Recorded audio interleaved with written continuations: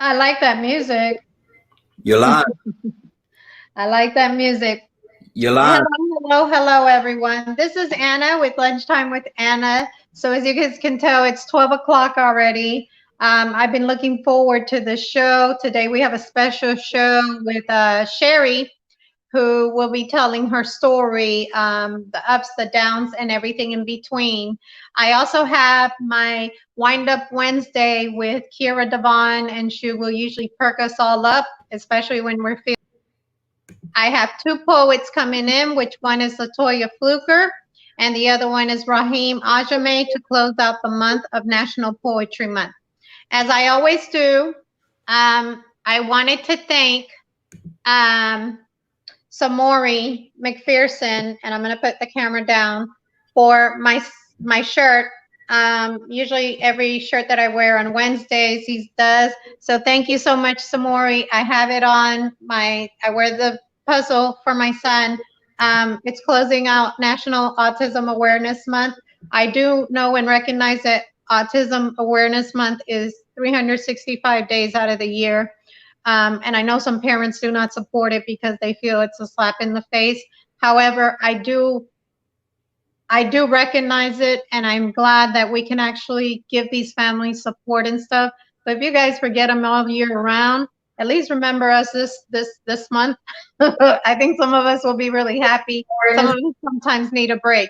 So I just wanted to thank you again, Samori. I appreciate you. I see you're on my Instagram, and thank you so much. I love your shirts, and wait till you guys see the creativity he has done for me next month. I've already started receiving them, and I can't wait to sport them. Um, the next thing is, in closing out for this month, and I think I mentioned it already, we will have Raheen Ajame. He's actually going to play a poem for us, and Toya is actually going to say one for us. I wanted to make sure that we remembered that there's so much talent out there for, especially with poetry and stuff, whether it's hip hop, because you have to know poetry to do hip hop, whether it's just writing, whether it's a story, whatever it is that you use for your talent. Please remember, embrace it. If you stand in front of that audience and you just, I mean, just do it, just continue doing it. We love you, we support you, and I just wanted to make sure I made this a very special month for all of those people who have that gift that I don't have. So with that being said, Toya, are you there?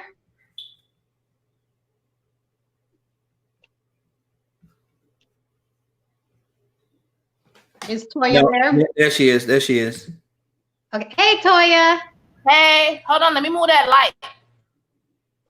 Hey, Toya. Mind your own business.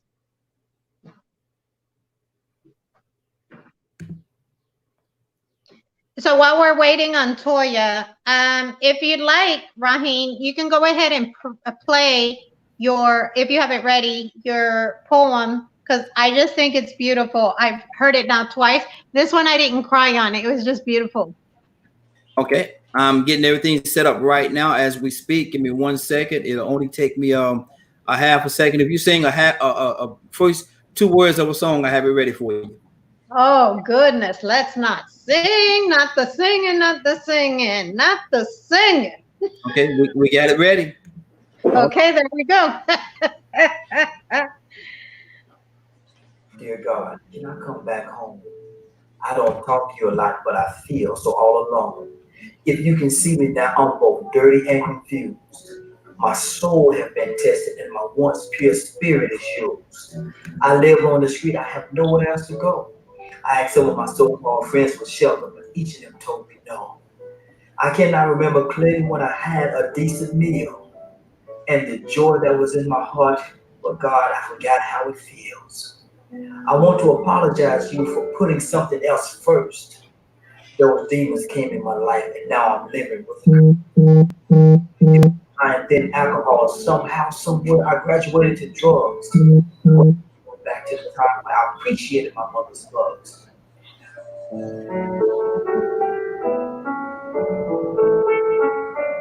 I would not listen. I thought I knew it all. It's amazing how you never truly realize until after you take the fall. I mean, people told me I can say that I was fairly worn. I can't believe that my sisters have become so barren and so torn. God, I'm tired. There's no more fight left in me. So here I am down on my bended knees. I surrender to you. Forgive me for what I've done. Daddy said this day will come. I have to face you one on one. So I guess he was right. I can hear his voice in my tears of all the heartache and pain I caused so many times throughout the years. God, I'm gonna stop talking. I want to hear from you. So make it plain, God, what did you want me to do?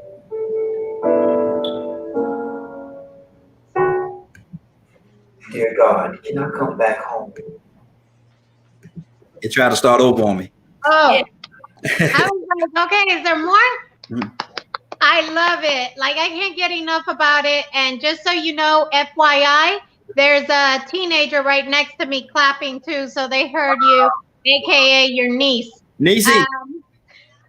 He said Nisi. Um, so that was Raheem Ajame. If you'd like to, he's my boss, my mentor. You can always reach him. Or if you don't know how to spell his last name, it's Ashimi, and it's Raheem with an N, not an M.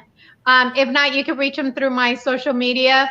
If you'd like to hear more of that poem that he has or others, because he's got another one that always makes me cry.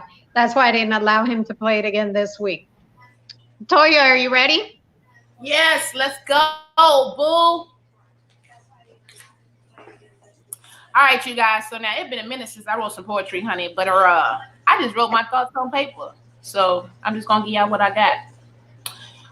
So we thought life was whatever we thought it was, whether it's bad, good, or indifferent. The sirens, the trees, the birds, the bees, even the simple things made life complete. But what about the times we lived to dread? The fights, the arguments while shaking our heads. Our likes and our dislikes were never misread. And how many times we hated it was what we said. We never knew normal until COVID-19. We never knew power like the one we just seen.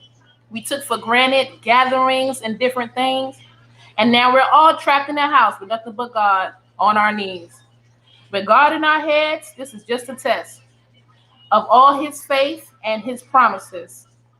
It's made a test of strategy, like playing a game. And Lord, please forgive me. Forgive me for the things that I once said. Just let it all go back to normal. And this time, I'll do what you said.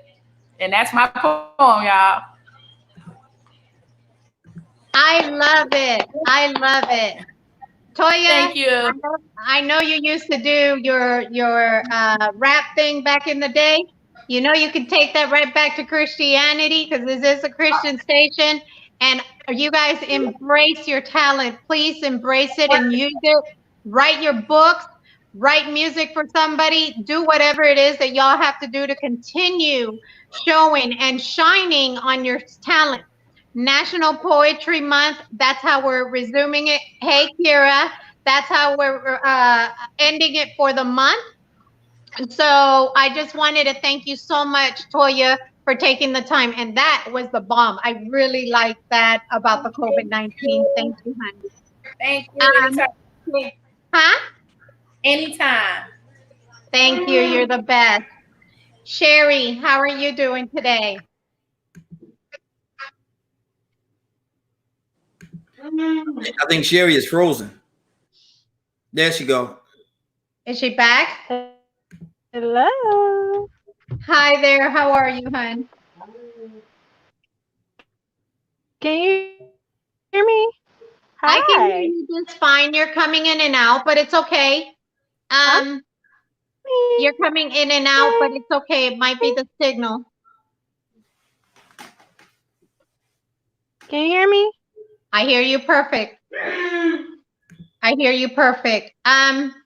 So the reason why I invited Sherry to come onto the show, Sherry has a very strong story, but over it, she's overcame a lot of her trials and tribulations following our father. It was very important, and I asked her a few months ago if she would be willing to come on the show and talk about this story. She wanted to wait till, certain things took place in her life, and I respected that, and I gave her space. Is that true?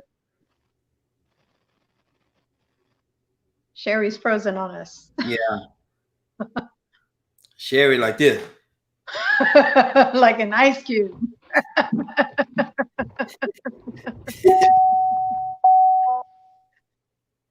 I think she's moving now. Sherry, can you hear us? Tell Sherry, go out and come back in. Go out the room and come back in. Go out the room and come back in, Sherry. Okay, give me. That's fine. Okay. And so while we're waiting on Sherry to come out and come back in, we have here to my right, it would be, I guess if you're looking at it to your left, we have Kira Devon. I know you guys hear this beautiful lady's voice every Wednesday, and I had to pull her arm to please come on. I've been asking her for 2 weeks now to please come on and stream with us so that people can actually put a face to this super talented, super positive person who I am so honored to have and come at the end of the show. And just when everybody's spirit's all low, you're like, wind up. Here goes the positive. So this is my friend and beautiful, beautiful soul, Kira. So you guys can see her and you can introduce yourself, say hi while we're waiting on Sherry.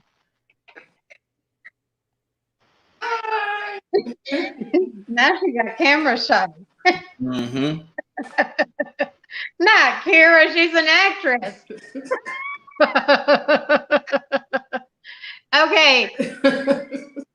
Can you hear me better now, Sherry? Sherry's still like an icicle pop. Like an icicle pop.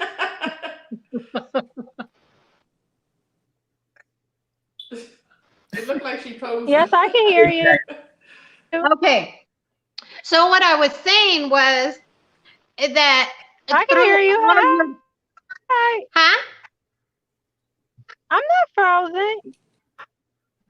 Can you hear me? Oh, we can hear you. You're frozen. I'm in the car. I'm not frozen. Start that up.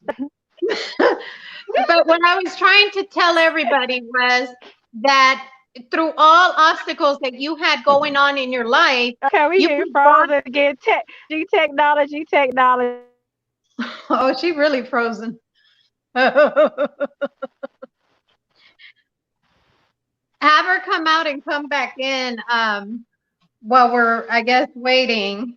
Hey, Sherry, do it again. Go out and come back in. It's a real bad connection. So go out and come back in. Sherry? Put God first and everything. All right. Okay, so you did hear everything. So what, did she come out and came back in? Oh, gosh. She's not back in yet. Anna? Yeah, I'm here. Okay. We see you. Go ahead. 557. Okay, so anyhow, while we're waiting on her, so I'm going to kind of give you guys an overall. She went through a lot of obstacles, a lot of negativity. If you listen to the Morning Glow, she's spoken of a lot of it, or not a lot of it, because she doesn't want to tell her whole story, and she'll explain to you guys why she doesn't want to say everything, every little bit of it. However, she's been able to overcome a lot of her obstacles, and which is something she still fights with.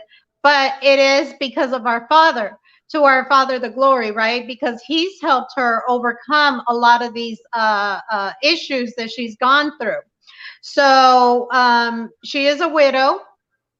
So you could just imagine everything that she's had to go through in between, how people have left her side, how she felt alone, how she's had to deal with different situations that maybe the rest of us have no clue what it is to deal with these situations.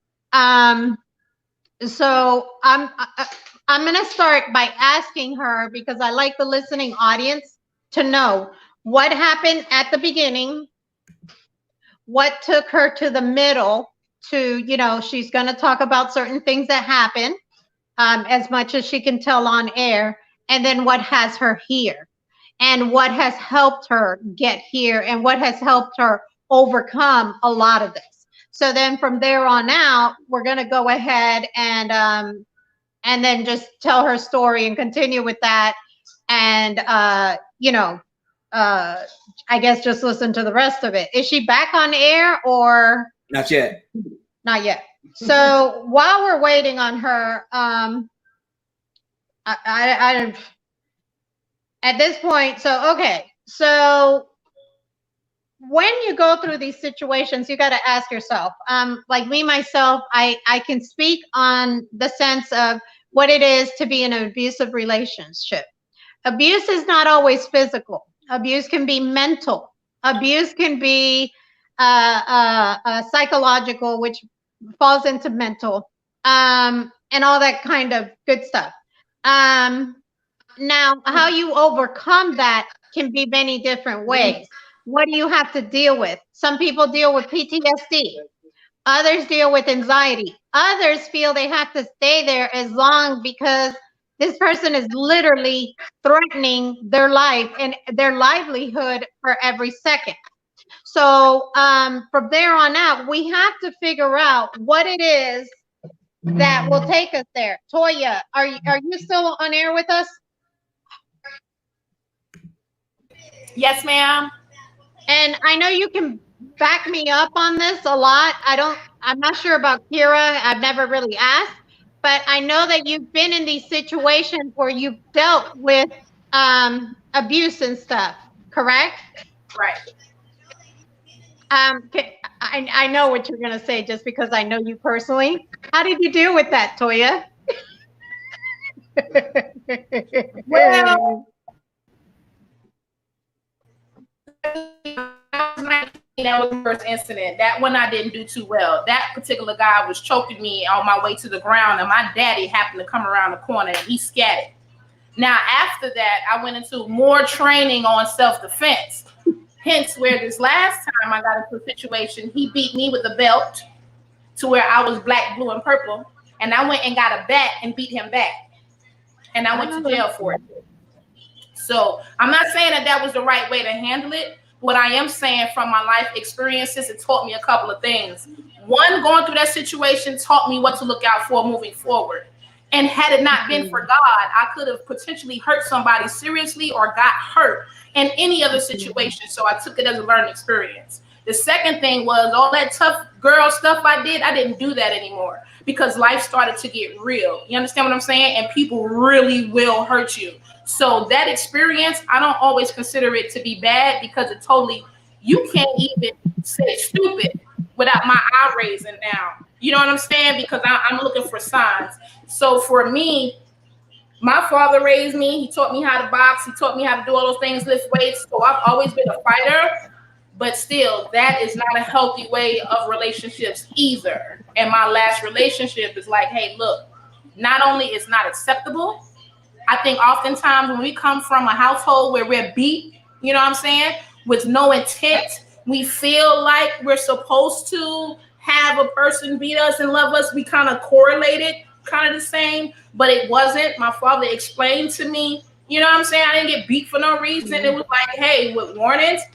So it just really put life in perspective with me when I deal with men and what they say and how they act. I watch their every movement and I know to go in the other direction because it could potentially harm. I'm not gonna let nobody hurt me. So I know it can wind up in a situation to where it's either way, it's no good, whether I'm in jail or dead, or if the other person is in jail or dead. It's just a no-win situation, no matter how you try to slice it. Absolutely. So we're going to try talking to Sherry again. Sherry, can you hear us clearly now?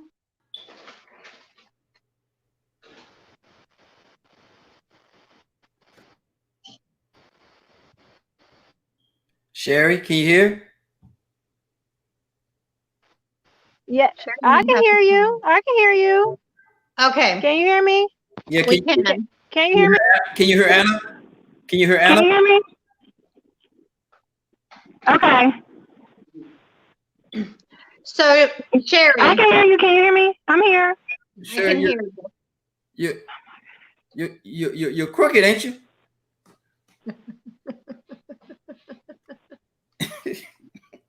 Sherry, there you go. Okay, there you I'm go. here. Can you hear me? Yes, we can hear you. Absolutely.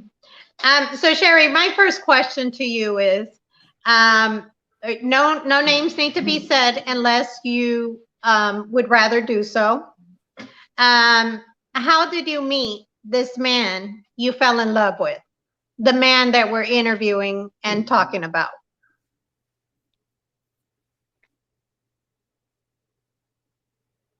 Sherry's in a real bad spot. She's actually buffering right now. She's in a real bad spot. I don't know where she is and what her signal is like, but yeah, she's in a real bad spot right now. It's buffering real bad. As a matter of fact, I'm gonna take off the screen and until she gets better. Go ahead, Anna. So, and Toya, I am aware of that situation that you went through, and it's really unfortunate because he probably got absolutely no time, or not like a day.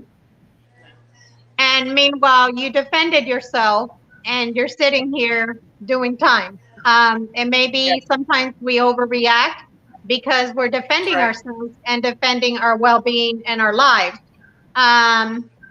It can be a very frightful, scary situation. I'm not sure if you just seek the Lord or if you actually had to turn around and sit here and receive therapy. In my situation, I had to receive a lot of mental help because I let it go so long. It turned into not just PTSD, it turned into CPTSD, which was even worse because I fell into a deeper depression. And I just thank God of everybody who's around me, my walk with Christ, because it's made me that much stronger and that much better of a person. When I first met you, Toya, do you remember me telling you we have so many things in common, and one day I'll reveal all of these things to you. You remember that? Do you understand a little bit more now why? I do. I do. I do. I do. And so, if you don't mind saying, while we're waiting for, okay, I know who that is. Caller, go ahead with your name and with your comment or your question. This is Sherry calling you. I'm having trouble with my phone, so I just went on ahead and called you guys. Girl, you think?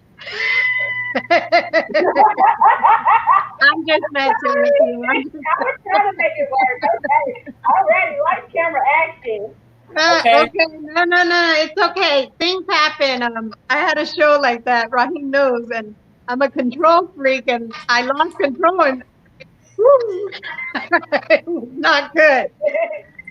So I'm going to go ahead and I'm going to ask you this first question again. And Toya, we need to do a show very soon again on that. I would really like to do that while we were waiting on her. So my question is about this person whom, whether you want to say their name or not, that's totally up to you, Sherry. And this is Sherry Bogan Banks, whom I'm interviewing. She comes out a lot in the Morning Glow show. So this is totally up to you. How did you meet this man you fell in love with?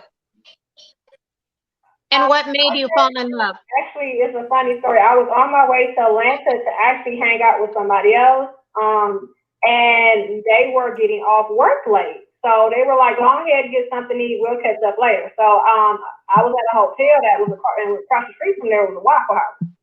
So I went in there to get something to eat. I was going to get the food to go, but then he, asked me to stay. So I was like, "Okay, free food." I stay and talk to him. I talked to him for a few minutes. I really wasn't paying him any attention. So I gave him my number because I didn't have a boyfriend. So I was like, okay, well, at least he could be somebody I could talk to. Because this was in Atlanta, but I was living in Montgomery and I was in my undergrad in 2004. So, and then he called me a month later and then we started talking and then we were, things went on from there. And from there on out, so Did he treat you like a queen?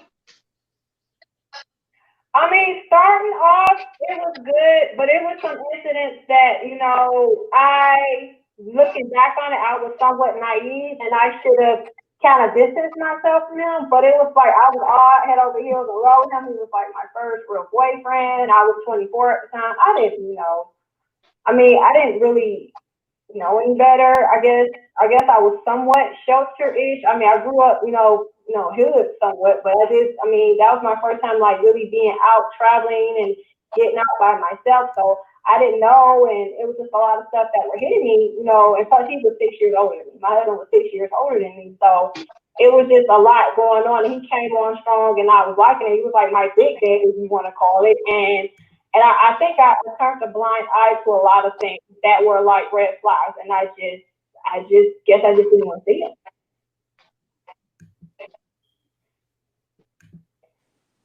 So okay, you say that, which goes right on to my next point. So I know better now, but it was interesting, as like a lot of people, they can say the same thing. They missed some signs. They were young. The person was older than them. I was 24, he was 30. So it was just a lot of things I just didn't see, Which goes right on to my next question to you, right? So is she there or am I missing? I'm here. No, she's there. Where in all of this? Because you're saying he's what, 6 years older than you, correct? Yes. So where in all this did everything started changing? Were there signs? Were there warnings of what was going on? Signs was going on. I guess it was an incident when I was pregnant with my first daughter, and he got angry, and I think I was probably like 6 or 7 months old. I called my mom. I was crying. I called the police, and I called him back and told him not to come to the court because of a previous situation years later. Years before then, anytime you have a domestic call, they're going to come out and just at least check the situation out. But he was yelling at me, calling me out my name. He called my mom a name, and it got kind of bad or whatever. And I was scared because I was pregnant with his child. I'm like, what am I going to do? And I tried to defuse the situation and just like try to make peace out of it and just like, okay, apologize and things are better. He never put his hands on me, but it was just that, the verbal abuse, the emotional abuse and everything, and just little stuff that he would do and the financial abuse. And it's like, like I said, I was scared. At that time, I believe I was 26. So still, caught up in the situation. It's like I felt like I was just kept digging a bigger hole. Because now we're living together. I'm pregnant. And, this was like a year before we got married. So it was just a lot of stuff going on. Like, this happens a lot. And you feel like you are like somewhat trapped, I guess you can say. And just really couldn't see how to dig yourself out that hole. So you said he wasn't physically abusive, which I said this earlier as I was talking to Toya with the D. How was he abusive? Was he the type of guy that manipulated to get you to do what it was that he wanted? Was he mentally abusive? What was it? What was that stronghold he had over you? Was it the pregnancy? Was it marriage? Was it love?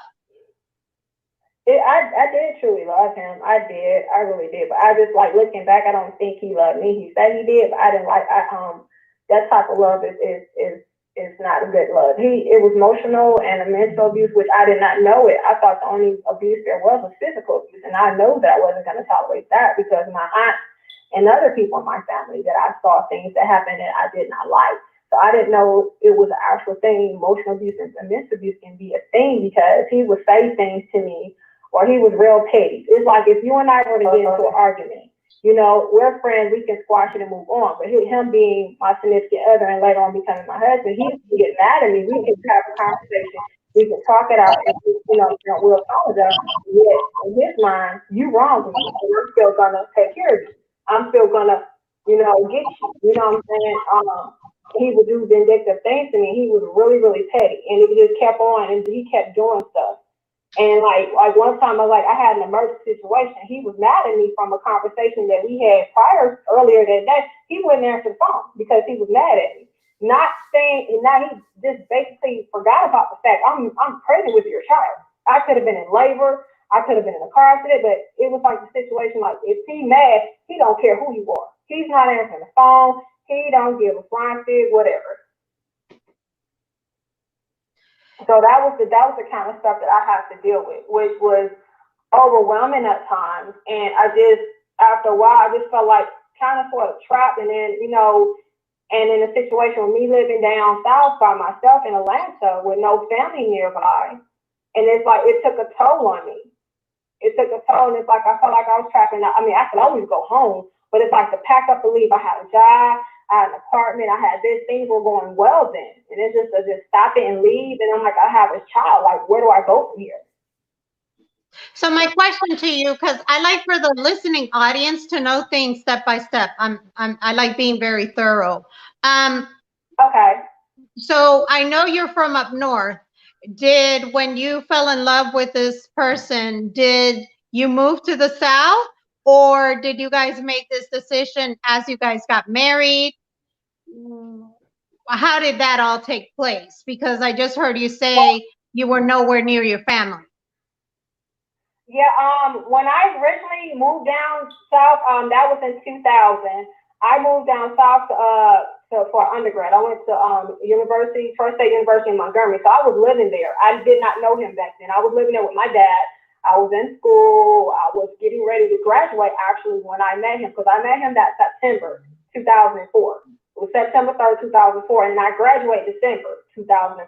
So I met him in my last semester of undergrad.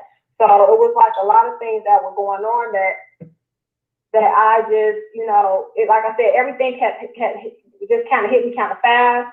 But yeah, that's how I basically started. I didn't come here and meet him right off. I was living in Alabama for a while, and then I had met him on the way to meet up with some friends to hang out, one weekend in Atlanta in 2004.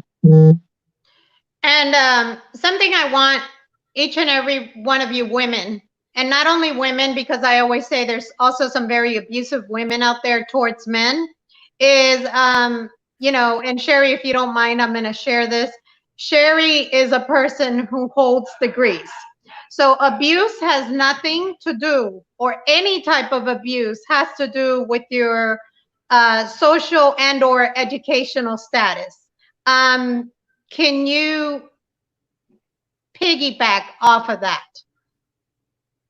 You're talking about abuse dealing with your social status and your like your job titles or anything like that? I mean, no. I mean, I'm fully I'm great. I'm educated, highly educated. I have a bachelor's degree in banking and finance. I went to get my master's in elementary education. I just finished school in March with my master's in business administration with a concentration in public administration. I'm scheduled to graduate this October.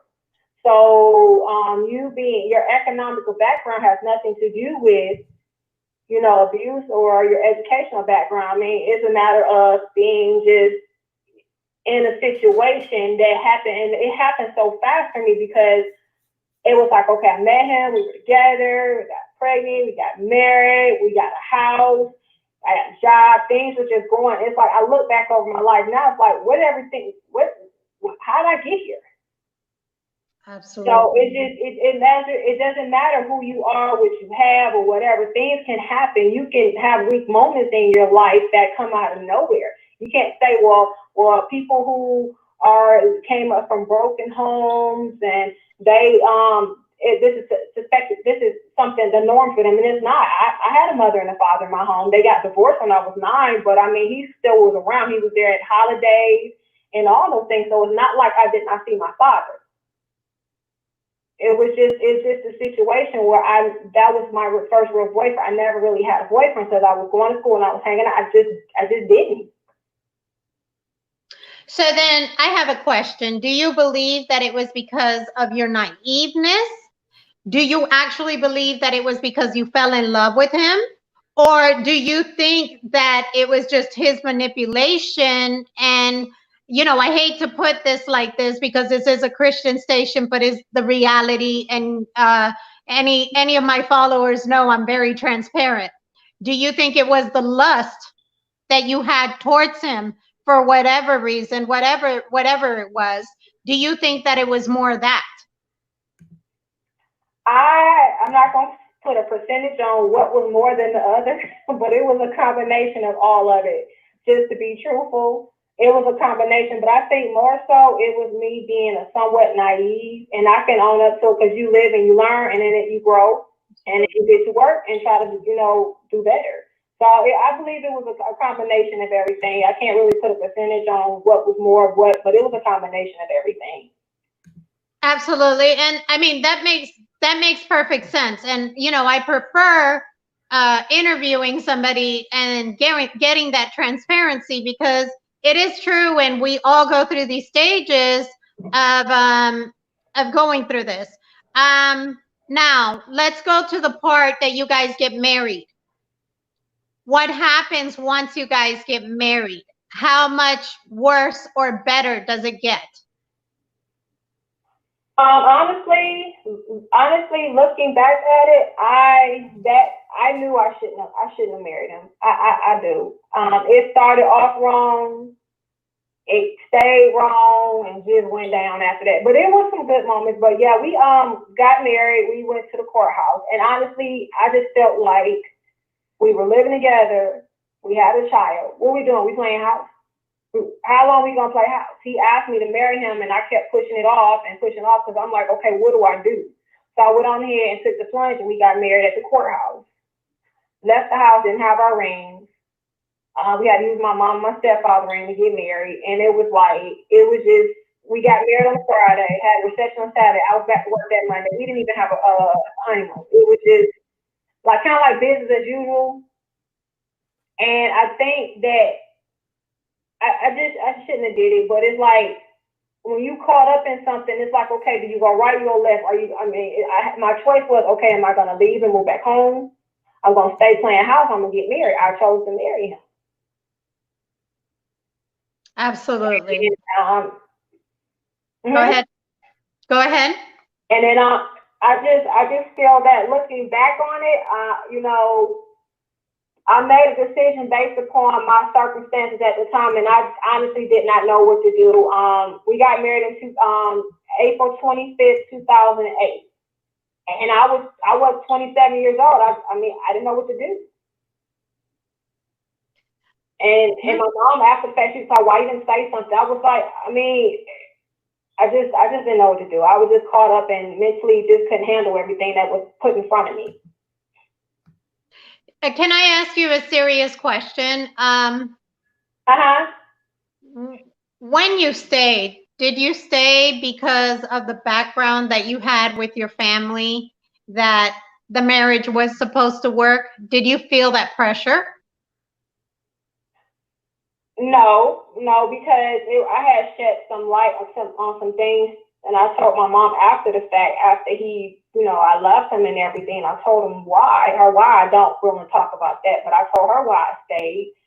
It was an issue, and she was like, "That's nothing. You could have left. We would have came and got you. Why would you think that?" It's almost like he took a situation and twisted it and flipped it and twisted it and flipped it, and I felt like if I were to leave him, no one else would love me. No one else would care for me.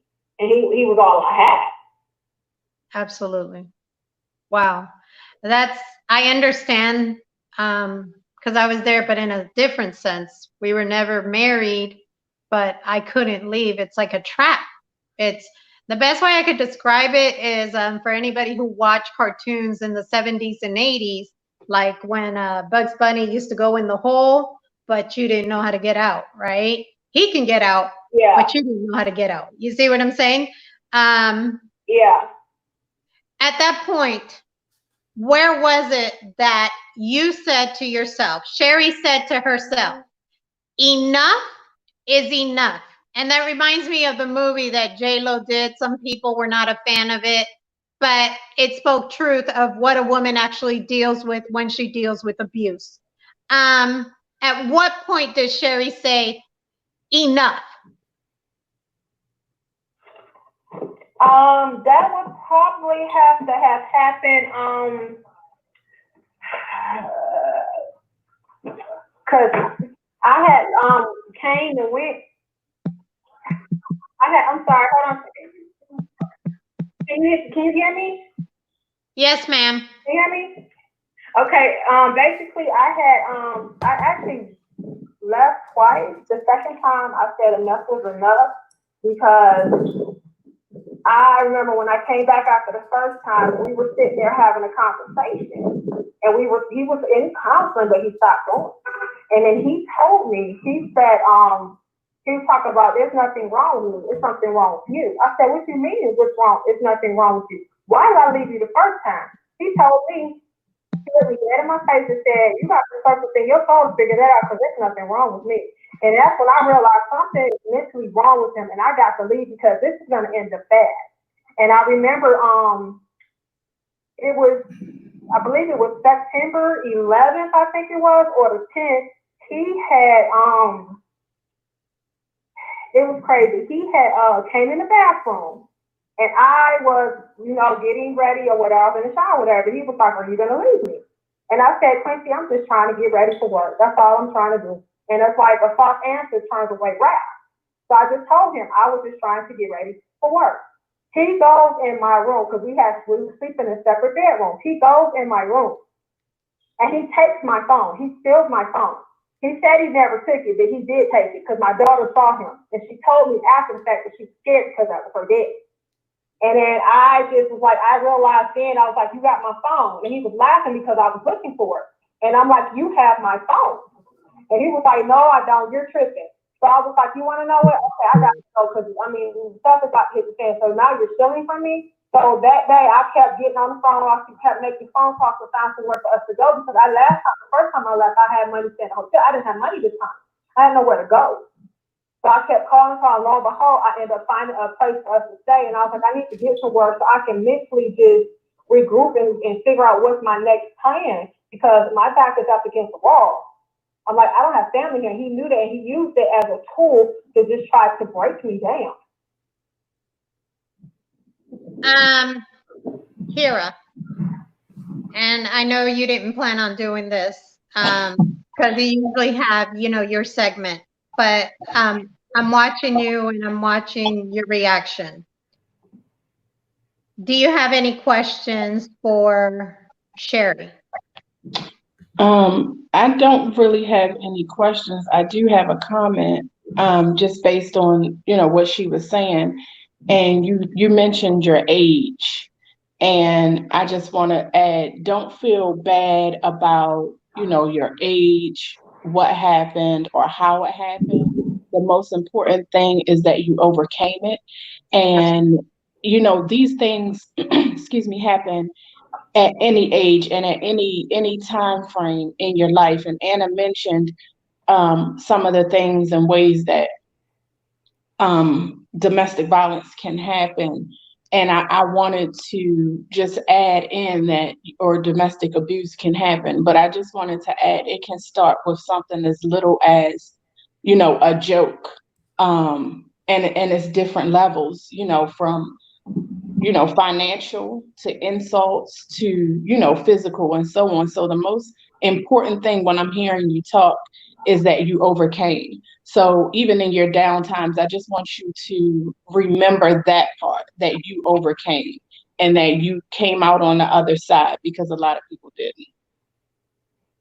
Absolutely. Yeah. Absolutely. Toya, I know you're a survivor of domestic violence. You are one of the strongest women that I know. And y'all don't know she is. She tells me all the time, you got a problem, I got some goons. Right. Even though I'm in church, I know some goons too. So anything that you have to add to what she's saying? And you know what? No, she's absolutely right. But I'm not trying to be no kind of way, but I guess if I'm going to say anything, I'm a person from the streets, and the way we handle things and go about things is differently. You know what I'm saying? And not all audiences can be reached by me. You know what I'm saying? We all got our own audiences. So I would say, from that street aspect, from that hood, that ratchet aspect, that's something that they go through. But I don't think that they or we really understand that we're in that lifestyle that is a trap in and of itself. You know what I mean? So for those of us who, may feel like we're hard, that's what we do, I can handle it. Some people, this is a way of life. Abuse to the third degree because there was no explanation behind it. It was just beating. Some women don't feel right if they don't have a man to beat on them. And, I'm just saying from the street aspect, that being that girl from Brooklyn, that's not a positive, healthy way of life to live. I will say that I did not acknowledge any mental health issues because when you have a mental health issue, you don't know you got a mental health issue. So it wasn't until, like you said earlier, me seeking the Lord that I actually understood that way of life was warped. And at that time, my next challenge was going to challenge my family because that was the culture. So I had to go back and let them know, hey, these were not right ways of living. This is something that we have to stop as a culture because it's potentially poisonous to our bloodline, and we are infiltrating our own people before we get outside. You know what I mean? So that type of abuse, it strikes in ways more than one, and that's something generational that we pass on. And I think in this day and time, we should be. And I think the next goal is we need to change these curses. We need to stop passing down these bad behaviors and make some sort of sacrifice to be able to pass down more positive things to our next generation, not beating, not promiscuous sex, not, mismanagement of money or funds because of abuse. I think this is something all households should just take a class to learn what abuse is about. It's not about verbal. It's about trying to make somebody like there's levels to it. And until you get the education, you really won't understand what abuse is. You kinds of abuse that you have walked through your entire life and didn't know that it was classified in that department. So, I just encourage everybody, even if you're not abused or don't feel where we're coming from, I just encourage you to take a class or a seminar on something on what abuse is, and you'll be surprised at things you're going to find out. Sherry, I think you're outside. Can you mute the phone for a second? Because we can hear the wind.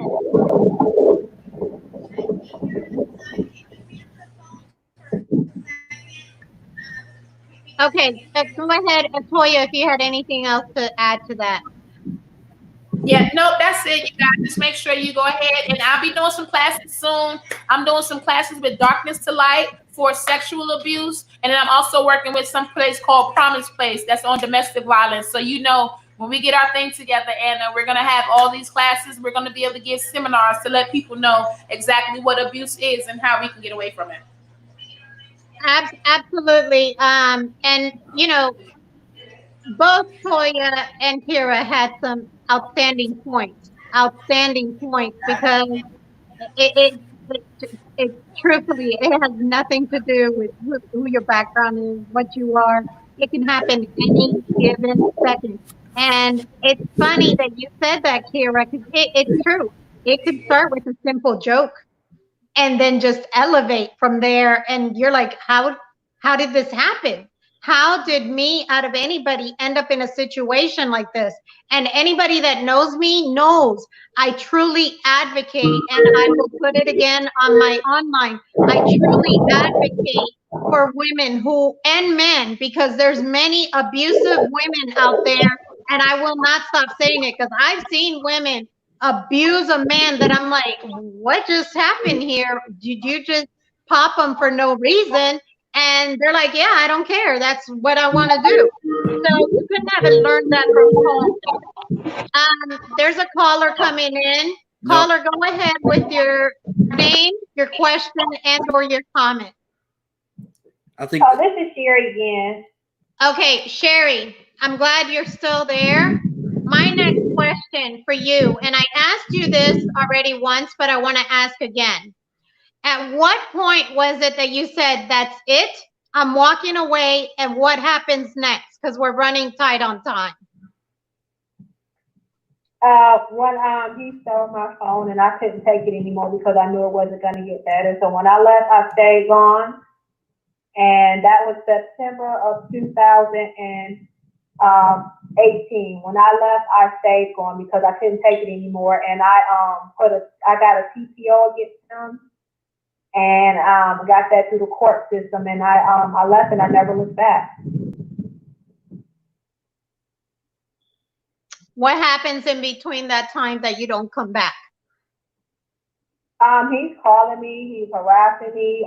He was told that if he continued to contact me, he would be put in jail. He would get locked up, and that's not a good thing because he already had a record. So him getting in trouble again after being out of trouble for like over 10 years, over 15 years would not look good. So he was told that because he kept contacting me, kept texting me, kept calling me. And I remember he had a court order to pay me $300 a month in child support for both kids. He paid me when he felt like it. So I remember one time it was a conversation. He was talking to my daughter. It was a court order conversation from 6 to 7. He told her, ask your mommy if I put some more money in her account, can I see y'all this weekend? Because I really want to see y'all. I wish you would let y'all see it. And I'm like, I'm not keeping you from your kids. I'm not keeping your daddy from you. That's your daddy playing a manipulation game. So basically, he paid me out to be the big bad wolf, and I was not the big bad wolf. You know, he made it seem like, he talked about me like a dog. He ran around town telling me she took my kids, she took all my money. She's not letting me see my kids and everything. And my thing of it is that I can't, he made me feel look like I was nothing or whatever. And because of that, it was just a situation where, I felt like my back was up against the wall. And matter of fact, he even told the people on his job, he told the coworkers that I was cheating on him. I was just a dirty, you know what, this, that, and other, and I never cheated on him. I never did anything wrong to him. That's what brought me down. And I tell people I stay in my little bubble because I'm looking around, people are talking about me like a dog. I feel like I had no one to defend me. No one to stand up for me because I'm here in the state of Georgia. His friends, his family, he kept me from a lot of stuff. So a lot of people didn't know me. And it's like, we've always wondered why your wife didn't want to come around. I didn't come around a lot of people because he didn't take me around a lot of people. He was just like, that's nobody you need to know. That's nobody you need to know. So then when things got crazy, he badmouthed me like a dog. And it was just crazy. And it put me in a depression, but I had to take myself out. It was like, okay. And people would say, well, when 10 people are pointing their finger at you, they're going to think that it's you, not me. So I got 10, 20 people pointing the finger at me. She's this, she's that. Who's going to believe me? Who's going to believe me? And absolutely. It was just an overwhelming experience. It was really bad. But that's what I was dealing with. He wasn't giving me money. He was treating me like crap. Purity. Absolutely, as most people do when they're angry. Now, we're down to about the last three to 5 minutes. I wanted to ask so that you can tell the audience real quick, what happens after all of this? What happens to your husband? After everything, everything that had happened and all the stuff he was saying bad about me, I was living in transitional housing. And on February 3rd, 2019, I got a call from his mom telling me that, the conversation was like this, hey, this is, and I was like, I know who you are. I was like, oh, this is the welfare check. I want to see how the kids doing. A welfare check, my kids are always going to be fine. And she was like, well, I just called to tell you Quincy dead. I was like, what do you mean he's dead? I thought she was playing practical joke on me. She's dead. And she hung up on me. That's how she told me that my husband was dead. And it's like, even if all our issues and problems, he was my first love, but they treated me like I was crap. And I buried him, and I had a wonderful service for him because at the end of the day, I have to please God. I was angry, and I didn't want to plan a funeral. At first, when I thought about setting up, I wanted to please God. But at the end of the day, I don't have to worry about God being mad at me. So that's basically all the crap that he put me through. And it's bittersweet to me. It is bittersweet because I'm glad that I'm free, but at the same time, those are still my kids' fathers. That was their father. Absolutely. No matter how messed up in the head he was, no matter all the crap he did, that was still their dad. And Absolutely. I still have to deal with that. In the midst of everything, I have to deal with their emotional issues. So I'm fighting the fight every day just to deal with their emotional issues and everything, and just be there and try to right the wrong, because there's a lot of stuff that had happened that traumatized them that I don't even know about. Absolutely. And It goes on and on and on. yeah, and I'd like to bring you back in, Sherry, because we did have some technical difficulties, so we couldn't get to the core of the story like we wanted to. Yes. Long story short, today, Sherry is a widow. Sherry is one of the most sweetest people you will ever meet in life. Sherry has gone through a lot. Sherry, her children have gone through a lot. Of course, losing their father, that's never easy. God has pulled her through all of this. And I want each and every one of you guys to understand something. If it wasn't for God, she wouldn't have been able to fight all of this regardless. Sherry, can you please mute your phone, because we're hearing a lot of background noise. I'm sorry, I didn't. It's okay. So I want you guys to keep something in mind, and I will bring Sherry back in because this story is so important to me, with communication, with sometimes even your ex, communicating for the sake of the kids, because there's things that she deals with and she has to wrestle with. And I only know this because we're friends on a personal level. And I don't want to go and tell things that she doesn't want me saying. So I will say this much. God has pulled her through a lot of this. God has helped her fight a lot of this. And Sherry, if you don't mind, maybe the second week of May, I can bring you back in and you can go into a little more detail of things, of how it went down, and maybe we can have better signal then. With that being said, I'm sorry.